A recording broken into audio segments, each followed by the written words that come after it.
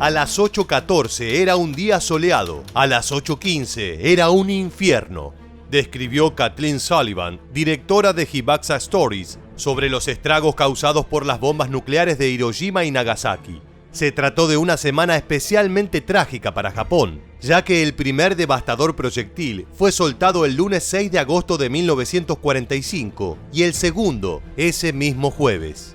Little Boy y Fat Man respectivamente. 6 días después de la segunda explosión, el 15 de agosto, el Imperio del Japón anunció su rendición incondicional ante los aliados y en consecuencia finalizó la Segunda Guerra Mundial. Pero ¿cómo fueron los orígenes de estas infames bombas y por qué se decidió Estados Unidos a lanzarlas sobre esas dos ciudades en específico? ¿Y qué efecto tuvieron en la población japonesa? Si quieres conocer las respuestas, acompáñanos a explorar los pormenores de un proyecto cuya ejecución ha sido un foco de polémica desde su concepción hasta la actualidad. ¿Estás listo? Pues entonces, prepárate para viajar en el tiempo.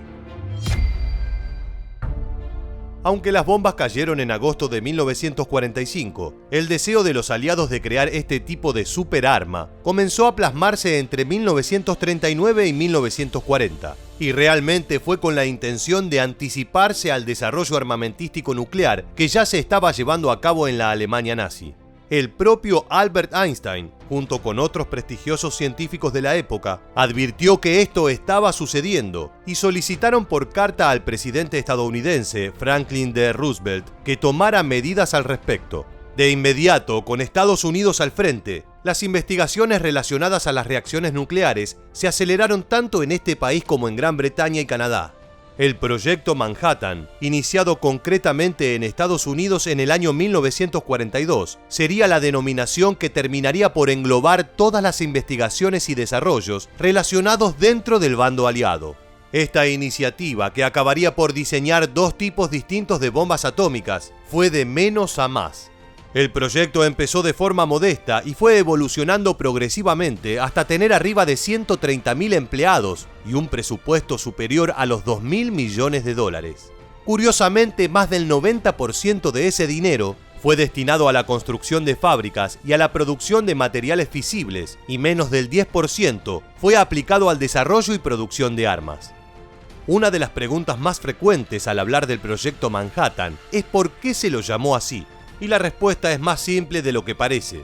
Tras la aprobación del programa atómico por el presidente Roosevelt el 9 de octubre de 1941, cuyo nombre oficial era Programa de Desarrollo de Materiales Sustitutos, el jefe del Estado Mayor del Ejército, George C. Marshall, estableció inicialmente las oficinas en el piso 18 del edificio número 270 de la calle Broadway, en Manhattan. A raíz de eso, gran parte del uranio de Estados Unidos, proveniente del Congo belga, se empezó a almacenar en los puertos y depósitos de la ciudad, lo que llevó a que los científicos comenzaran a llamarlo el Distrito Manhattan. Y luego, cuando se hizo evidente que se necesitaban lugares más discretos y alejados de centros urbanos para una investigación semejante, como los laboratorios Oak Ridge en Tennessee y el de Los Álamos en Nuevo México, ya el sobrenombre informal del proyecto había quedado en Proyecto Manhattan.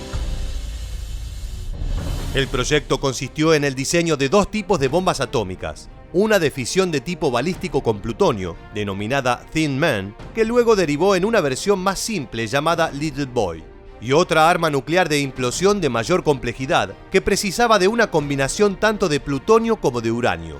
Pero los trabajos no se focalizaron solo en la investigación y desarrollo de estas armas. El Proyecto Manhattan también incluyó importantes tareas de contraespionaje dentro de lo que se indicó como la Operación Alsos. Un operativo en el que varios miembros del equipo se trasladaron a Europa, en ocasiones debiendo infiltrarse tras las líneas enemigas para apoderarse de materiales nucleares, documentación y hasta para secuestrar científicos alemanes y trasladarlos hacia países aliados. Fue gracias a todos esos descomunales esfuerzos que en tan solo un par de años los estadounidenses pudieron desarrollar estas armas de destrucción masiva sin precedentes. La famosa prueba Trinity, tras la cual los aliados procedieron con el ultimátum hacia Japón, sabiendo que contaban con una superbomba, aconteció a las 5:30 del 16 de julio de 1945. 10 días después, el presidente Harry Truman verbalizó esa amenaza fatal, exigiéndoles a los japoneses una rendición incondicional. De lo contrario, les esperaría una destrucción rápida y absoluta. En este sentido, el historiador especializado Michael Gordon explicó a BBC Mundo: la discusión entre los militares estadounidenses no era si usarían la bomba nuclear, la pregunta era cómo la usarían. La siguiente parte de la historia ya es ampliamente conocida. El bombardero B-29 Enola Gay, pilotado por el coronel Paul Tibbets, lanzó la primera bomba nuclear sobre Hiroshima el 6 de agosto de 1945. Little Boy llevaba una carga de 64 kilos de uranio 235, de los que se calcula que solo se fisionó menos de un 2%. De todas maneras, la explosión equivalió a 15.000 toneladas de TNT, generando una ola de calor superior a los 4.000 grados centígrados en un radio de 4.5 kilómetros. Por ende, la ciudad quedó devastada en un área de 10 kilómetros cuadrados y se estima que alrededor de 100.000 personas murieron como consecuencia directa de esa explosión. Sin mencionar, claro, la cantidad de víctimas que morirían luego por los efectos de la radiación. Sin embargo, Japón no se rindió. Como respuesta, Estados Unidos lanzó la segunda bomba nuclear en la mañana del 9 de agosto de 1945. Este proyectil no estaba pensado primeramente para ser lanzado sobre Nagasaki. El objetivo principal era la ciudad de Kokura, sobre la costa a unos 13 kilómetros de allí, pero el piloto Charles Sweeney se vio obligado a efectuar la descarga de Fat Man en uno de los objetivos secundarios. Esta segunda bomba tenía una carga de 6 kilos de plutonio, aunque se calcula que solo logró fisionarse 1 kilo. Aún así, fue suficiente para desatar una explosión equivalente a 21.000 toneladas de TNT.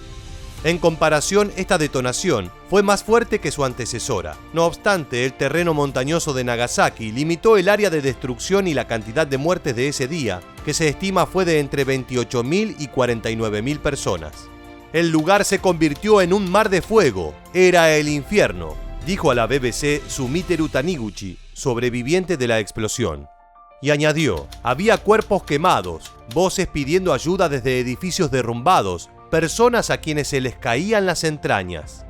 La realidad es que no existen cifras definitivas en relación a la cantidad de personas que murieron a causa de los bombardeos o durante los meses siguientes por la radiación. Los números oscilan entre las 100.000 y las más de 200.000 víctimas, y eso es solo contando hasta finales de 1945. Los sobrevivientes de Hiroshima y Nagasaki, conocidos como hibakusas, que quienes todavía viven tienen alrededor de 80 años, han vivido un martirio desde entonces. Más allá de las consecuencias físicas, su salud mental también se vio seriamente afectada al haber perdido a sus seres queridos y por el miedo constante a desarrollar enfermedades a causa de la radiación. Con los años, algunos de ellos se convirtieron en activistas contra la proliferación de armas nucleares. Así llegamos al final de este video y te preguntamos: ¿crees que era necesario el lanzamiento de estas bombas para terminar con la Segunda Guerra Mundial? ¿O que Estados Unidos debió haber optado por otra alternativa? Cuéntanos. Déjanos tu respuesta en la bandeja aquí debajo y no olvides suscribirte y activar las notificaciones del canal. También recuerda seguirnos en Facebook e Instagram para conocer muchos más sucesos militares que dejaron su huella en la historia. Gracias y hasta el próximo video.